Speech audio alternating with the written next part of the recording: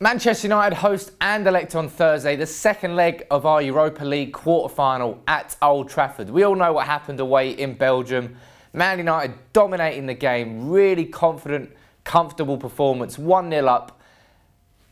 Anderlecht equalised with their first shot on target. Frustration, a draw, which should have been a win, but it means this game at Old Trafford is a little bit more interesting than it needs to be.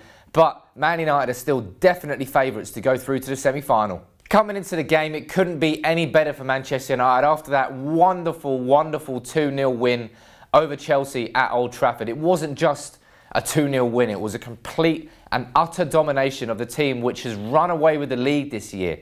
Puts United in a strong position next year if we can play like that every single week. And something else that's been very, very strong this year is our form at home in the Europa League. We've got 5 games, 5 wins. We've only conceded 1 goal. That was to Robin van Persie in the 4-1 win over Fenerbahce. Anderlecht may have had good form at home, but they're going to have to really come out United to get anything from this match, because United are already favourites going into it, but judging by that form, United are clear favourites.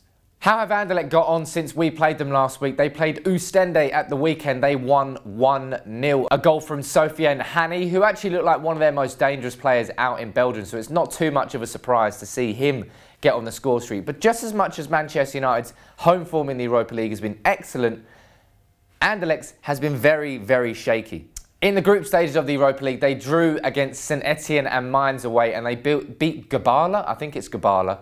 And then if you go into the round of 32, they lost away to Zenit St Petersburg, went through on away goals, and in the round of 16, they beat Apoel Nicosia 1-0. So their form has been good at points away in the Europa League, but out of 5 games, they've drawn 2 and lost 1, so they're not exactly firing in all cylinders, certainly not in the same way that Man United have been at home this season. In terms of Anderlecht's danger men, let's be honest, they were dominated in Belgium. It wasn't just, it's exactly the same sort of thing as Chelsea. They really were played off the park. And it was just embarrassing really that we only conceded off our first shot on target. An excellent cross and an excellent header by Dodonka. So obviously we'll be looking out for that again. But Hani again, I think he was one of their most dangerous players. And if anything's going to happen, I feel it's going to happen through the feet of Hani. I mean, you're looking at United's good home form in the Europa League. That's a really strong omen. And the fact that we spanked Chelsea 2-0 at the weekend. They're both good omens coming into the game, but something I don't want to see happen is some complacency creeping into this team again.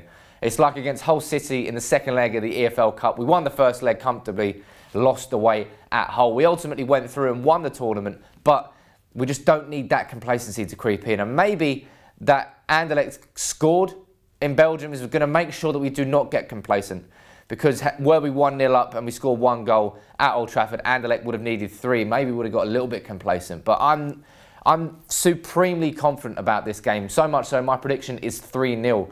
I think Anderlecht, yes, they got to the quarterfinals and all credit to them, but I think Man United are on the march now.